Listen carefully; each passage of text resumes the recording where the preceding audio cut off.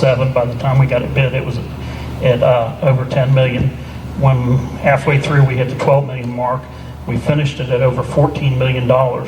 And before it's over, we're going to be up to 16 million.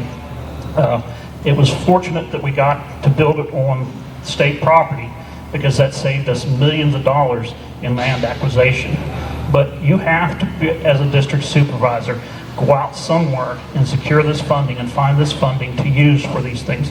Fortunately for us, with past things that I've worked with Richard Mine and in Mannington with the NRCS, I was able to use relationships with those organizations to help secure that $14 million. One of the things that people don't understand is now when we built that, you're building it on a wetland or a stream. So now you have to do mediation.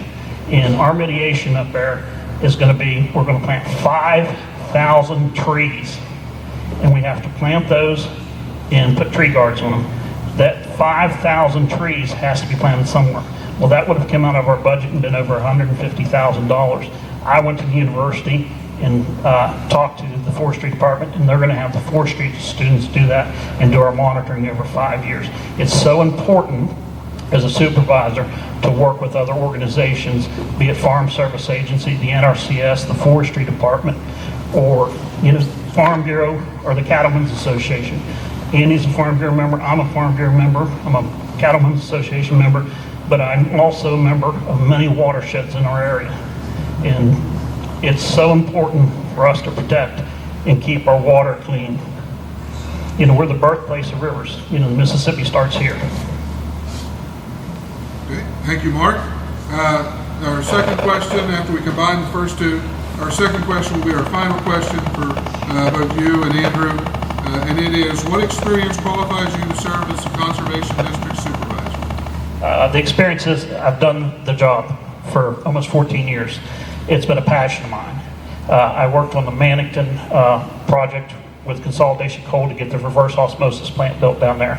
That plant, which was tough because the EPA and Consol fought the whole time. We brought them to a round table, got them to settle down, got them to implement and build that plant.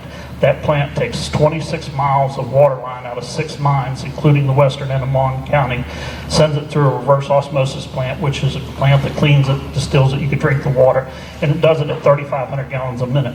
But we had 7 control dams, 7 dams in Preston County that are flood control dams of water. We had 6 in Preston and 7 in Marion County.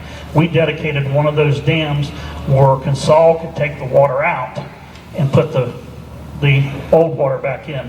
There's just so many things that we do, and right now I just got involved with a project in January, and it has to do with Deckers.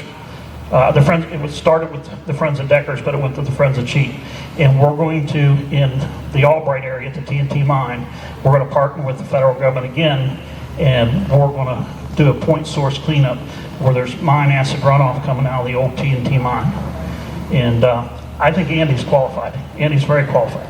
In January, I was given the opportunity to go back to the National as a delegate. I recommended Andy go so Andy could learn and Andy could meet new people and come on. I feel that I'm the best candidate, but I'm trying to steer Andy and get him into offices and get him to meet people and get him to make these connections so that when I step down in a few years, he can take over.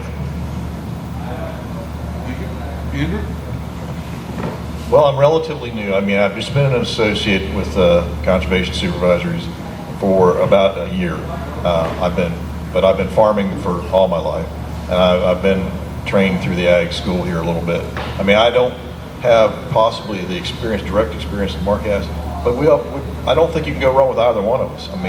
We both have a level of experience and a level of commitment to environmental aspects and farming at large in this county and in the state as far as that goes, because this area really represents not just Monongalia County, but we take in Green, Fayette, Preston, Marion, Wetzel, and all those we directly or indirectly responsible for.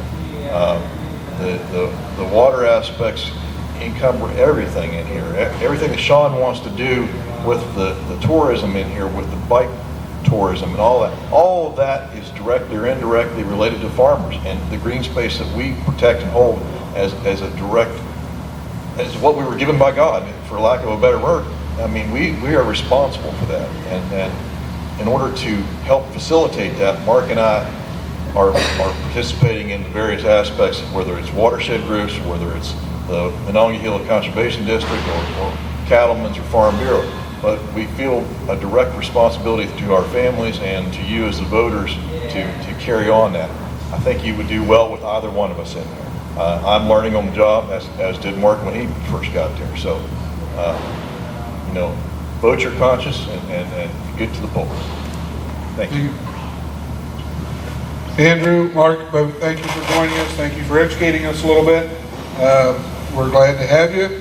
And ladies and gentlemen, that concludes the moderated portion of our forum. Go ahead and give these gentlemen a round of applause.